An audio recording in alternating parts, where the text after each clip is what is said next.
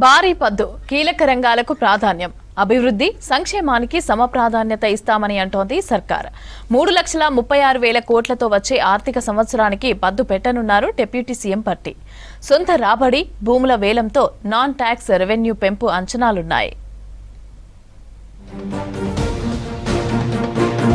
ఇవాళ అసెంబ్లీలో బడ్జెట్ ప్రవేశపెట్టనుంది ప్రభుత్వం. ఈసారి విద్య, వైద్యం, వ్యవసాయం, సాగునీటి ప్రాజెక్టులతో పాటు సంక్షేమ రంగానికి ప్రాధాన్యతనిస్తూ 2026-27 ఆర్థిక సంవత్సరం బడ్జెట్ను రూపొందించారు డిప్యూటీ సీఎం భట్టి విక్రమార్క. రానున్న ఆర్థిక సంవత్సరానికి ఏకంగా 3.36 లక్షల కోట్ల వరకు బడ్జెట్ను పెట్టనున్నట్లు తెలుస్తోంది. ప్రస్తుతం ఈ మార్చితో ముగియనున్న 2025-26 బడ్జెట్ 3.04 లక్షల కోట్లుగా ఉంది. మధ్యాహ్నం 12 గంటలకు అభిజిత్ ముహూర్త సమయంలో డిప్యూటీ సీఎం ఆర్థిక శాఖ మంత్రి మల్లు భట్టి విక్రమార్క అసెంబ్లీలో బడ్జెట్ ప్రవేశపెట్టనున్నారు. కేంద్ర ప్రభుత్వం నుంచి పన్నుల వాటా ఆదాయం ఏడాదికి 4,000 కోట్లు పెరగడం, కేంద్ర ప్రాయోజిత పథకాల కింద కూడా రాష్ట్ర ప్రభుత్వ వాటా పక్కాగా చెల్లించి పెద్ద ఎత్తున నిధులు తీసుకోవాలని నిర్ణయం తీసుకుంది. ఇప్పటికే పెద్ద ఎత్తున రుణాలను రీస్ట్రక్చర్ చేయడం, రానున్న ఆర్థిక సంవత్సరంలోనూ మరిన్ని రుణాలను కూడా రీస్ట్రక్చర్ చేయించుకోవాలని ప్రభుత్వం భావిస్తోంది. ఇందులో భాగంగా అప్పులు, వడ్డీల భారం తగ్గనుంది.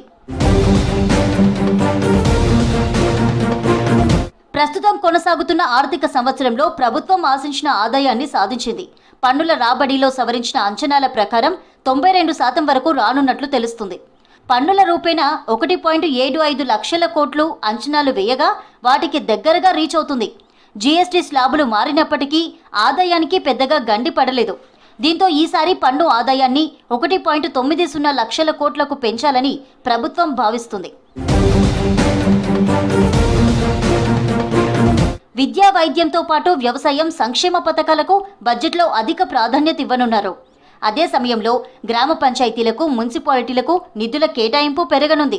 ఇక వ్యవసాయంలో రైతు భరోసా, రైతు బీమా, మెకనైజేషన్కు, ఆ తర్వాత ఎడ్యుకేషన్కు కూడా మంచి కేటాయింపులు ఉంటాయని సమాచారం. పాలమూరు ప్రాజెక్టు పూర్తికి, తుమ్మిడిహెట్టి దగ్గర ప్రాజెక్టు నిర్మాణానికి పెద్ద ఎత్తున నిధులు కేటాయించనుంది. మూసీ రివర్ ఫ్రంట్, మెట్రో విస్తరణ, రీజనల్ రింగ్ రోడ్డు, ఫ్యూచర్ సిటీకి కూడా బడ్జెట్లో నిధులు కేటాయించనున్నట్టు సమాచారం. జీఎస్డీపీలో 3% అప్పుల రూపంలో సమకూరుతాయని అంటున్నారు అధికారులు.